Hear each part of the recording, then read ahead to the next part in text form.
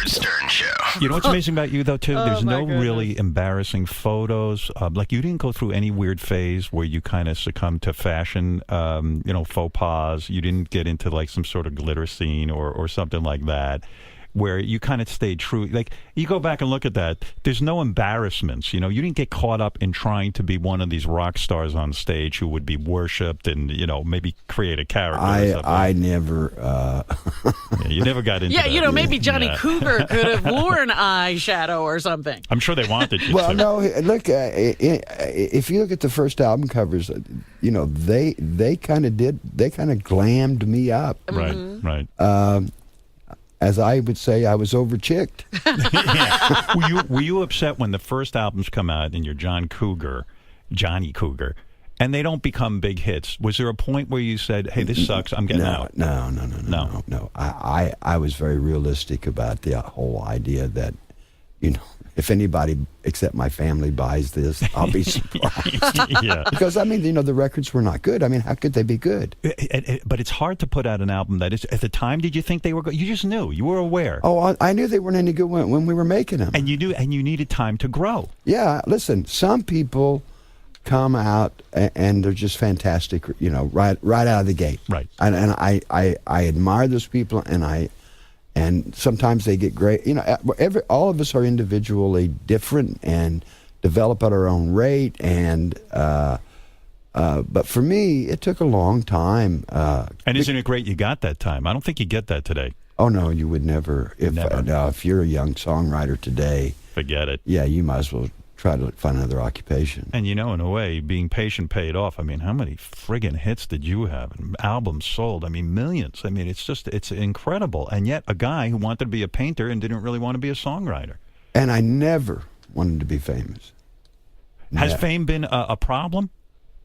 Well, here's what happened is, like, you know, you could walk around forever until MTV.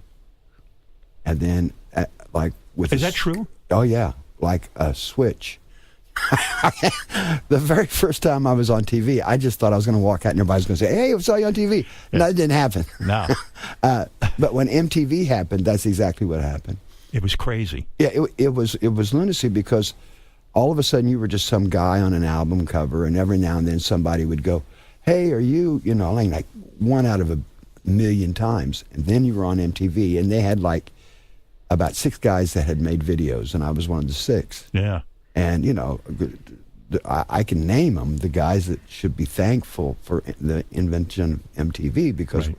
we were on it all the time. And MTV was so powerful. Oh, unbelievable. Did they dictate to you what they wanted in their videos? Had they ever sort No. of creatively tried to get involved? No. No. They never did do that with me.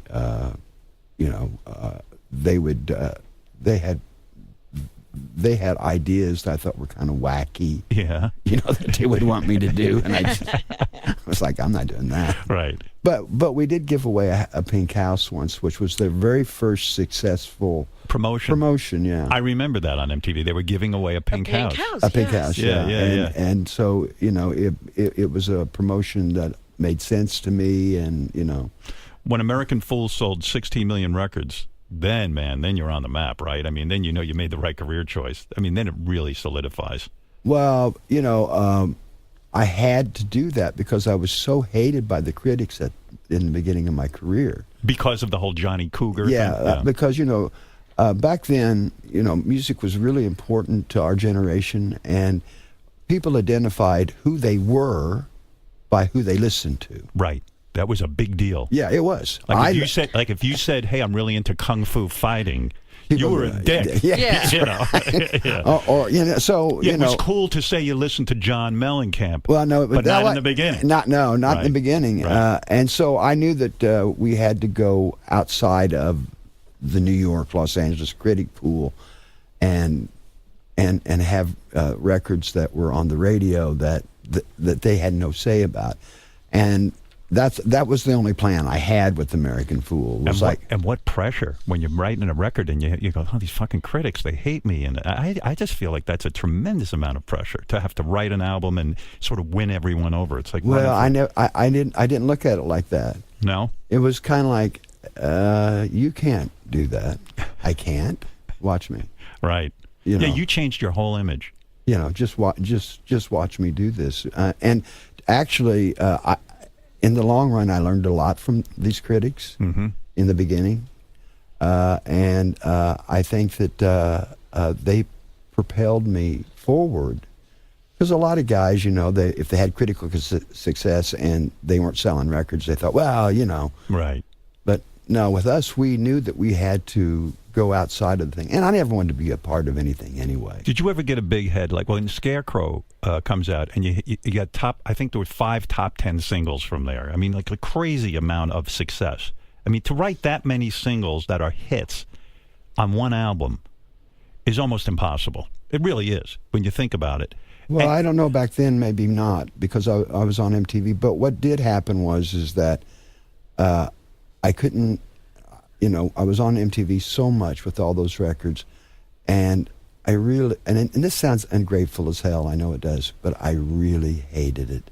I really, at the top of my, at the top of my career. Were you miserable? Yes. I hated it. The signing the autographs, and I had a girlfriend, Meg Ryan, and her and I would talk about it, and she said it best. She says, "John, we've both already been to the moon. We don't need to go back." Right, because once you experience that. Yeah, there's nothing up there. Right. There's nothing up there. But a lot of people don't realize that. Well, a lot of people my age are still trying to stay up there. I look at them and I don't understand. Why are you? I mean,